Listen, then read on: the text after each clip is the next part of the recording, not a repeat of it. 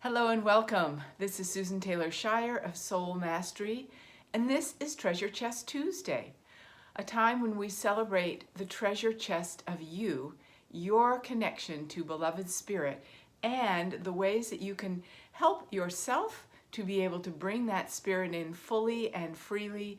And this week we're talking about taking your power back. The only reason we would talk about taking your power back is if you had given it away. Now, usually this relates to giving it to other people, per se, close-up relationships, family members, bosses, situations of that nature. But I want to refine this a little bit as well. The only time we would take our power back is because we didn't have it in the first place. We give it away, then we have to take it back, right? We give it away, we have to take it back. Why do we give it away? That's always the question, isn't it? Well, we give it away because we're actually looking for power outside ourselves. We don't have it. We aren't feeling that sense of core power. If you're really connected universally to core power, then you are supported by the universe, loved by the universe, empowered by the universal dimension of you. You have that connection inside. And the idea of giving it away is like, excuse me, it's not yours to give away. It's not anyone else's. We create our reality. Now, if you feel that someone has taken your power, then that's because you did allow someone else to have an influence powerfully over your reality. And we don't want to do that. That's sort of like a codependent relationship, isn't it? We are our sovereign selves. That's what we're trying to develop, isn't it? A sense of sovereignty, a sense that I am in charge, I'm the commander of my ship, no matter what's going on out there. So let me give you some more subtle examples. The media.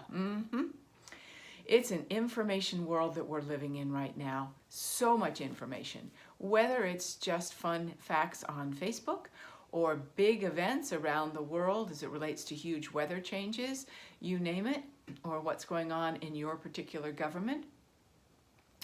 That is the media speaking to you. And when we get upset about what is being said, we are giving our power away. The theys of this world, the invisible, become the invisible enemy. They can't take that from me. That's not okay what they're doing. We wouldn't be complaining like that if we were in our core power place. We would be going, fascinating creation that they are looking at the situation that they're naming in the media and giving it this spin or saying something about it, their own emotional reaction to it, and then you get on the bandwagon of their emotional reaction, and there you are, having to take your power back because you've split it in so many different directions in all this information central. This is going on, that's going on, that's going on. I have to be aware of all of this, and as if that holds the power. It gets more subtle. Again, what do we do in that moment? We come back to, I am the captain of my ship. The universe, my heart, guides me in life now. And from that perspective, how do I want to look at the news? From that perspective, how do I want to see that angry person in my life? Another example, psychic attack. People putting entities on us, so to speak. In the spiritual world, we still talk about this a little bit. It used to be much bigger, but it's still around, this feeling that there's this negative energy out there and it has glued itself to me, or somebody out there attacked me or put an entity on me or did this to me. And it sounds so justified, doesn't it, in the spiritual world? Whoa, they did that to me. Oh, really? Really? Where is your power source if they can do that to you? Are you the captain of your ship? If they can glom something onto you, it's only if you invite it. Really, really. It's only if you invite it. Now, it's only a part of you that is looking to make greater connection, looking for something in your world that you don't feel you have. So you're out there on your radar, and you'll feel things. You'll feel like, yuck, I feel awful today. Oh, I must be under psychic attack. Or, oh, it must be an entity out there. There's no need to do that to yourself. That only lessens your sense of power. That makes you feel powerless and helpless to whatever is going on around you, right? You see how that works? So come back to that place, and I'll show you how in a moment, when you find yourself in that situation. One more situation we're going to talk about, and that is, we're in this 1111 gateway that gets talked about a lot. And every month we have all sorts of things astrologically going on. I think astrology is fantastic.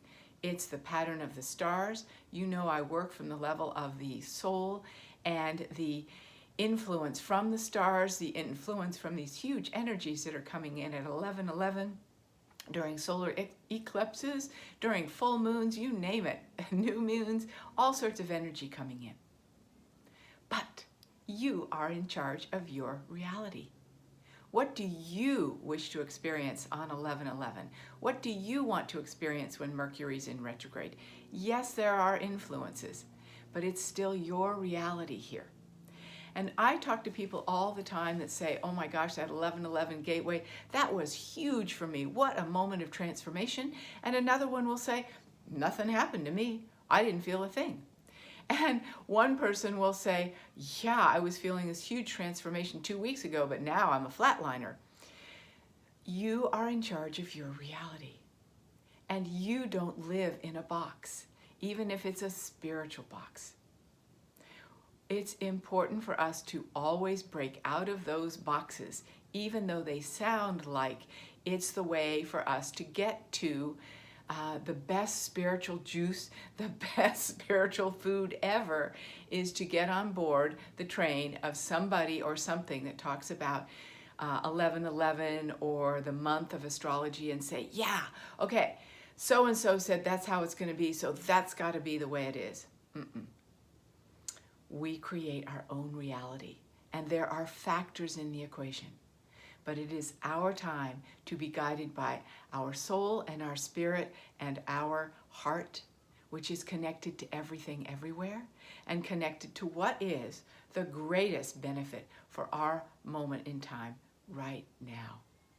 So today I honor your sovereign self. Taking your power back just means in any moment coming to that place of saying, I'm in charge of my reality, aren't I? What would I like to create and experience right now? I'm in charge of my reality. What do I want to choose to experience right now? I'm the commander of my beautiful ship, and it is supported by a universe, a galaxy of the nature of spirit. What do I want to experience, knowing that is with me right now, guiding my life, if I am available to receive it and not caught up in how it should look for me as a spiritual being. So enjoy this new proclamation for yourself in a deeper way than you've ever looked at it, and allow yourself to feel you are in charge of your reality. It's a sovereign reality. There is every mold to break, and there is every moment to claim who you are clearly and easily for yourself, for your one beautiful life. Know that I'm with you in that. And if you're not subscribed to this channel, please feel free to. And if you want to pass this on to friends that have had difficulty being able to bring forth their unique power, I think they would like that, wouldn't they? And they get to have their own experience. You don't have to worry about how they're going to handle what is important to you. We share what we value and let others have their experience, right? That's how it rolls. Always great to be with you. And blessings of the core power of you shining upon you always.